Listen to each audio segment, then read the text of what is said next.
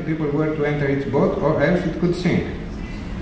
However, every time the boats approached, the refugees, about 350 people in all, would rush to board them. Eventually, one of Captain Stamatis' men was ordered to shoot into the air to frighten them away.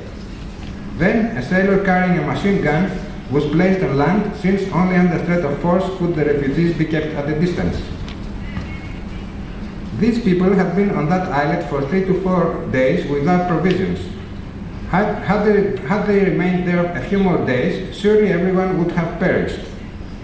The boatmen from Chios brought them by night, abandoned them on the beach and sailed away, withholding the fact that this was an island, because they were afraid to disembark them on the mainland. Eventually, little by little, the refugees were transferred to the Lady May. After being given water to drink and 2 boiled potatoes and 5 figs each to eat, they were transported to Izmir. Since then, and for a long time, a caïque sailed twice a week to Zunadalar to collect refugees. Overall, 15,000 to 18,000 people fled during the war from Chios to Izmir, which at times resembled a huge refugee camp.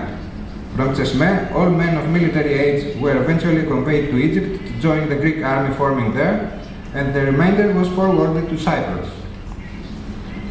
The Lady May, being the largest vessel employed by Noel Rees, took part in several clandestine missions until the end of the war.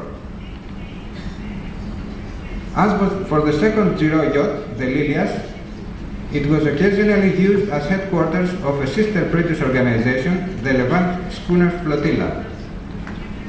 The contribution of the Giro yachts to Allied activities was very important. According to other sources, many Levantines did their bit for the war effort, working for Noel Rees, among them Brian de Jong and Willem Whittle.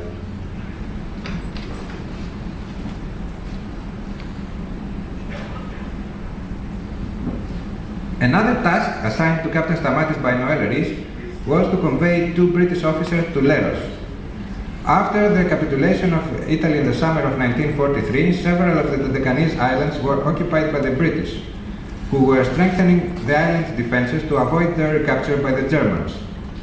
The most important of these islands was Leros, and to that island was Captain Stamatis to carry the British officers. Before reaching Leros, Captain Stamatis and his crew halted at Gumusluk, a small cove on the Turkish coast just opposite the island. There they were greeted by a very strange sight. A destroyer was beached there with its bow cut as if by a saw. It was the Greek destroyer Adrias. On its route from Getia Dalar on the Turkish coast to Poulimenos Island, it had been struck by a mine a few days ago. Its front part had been completely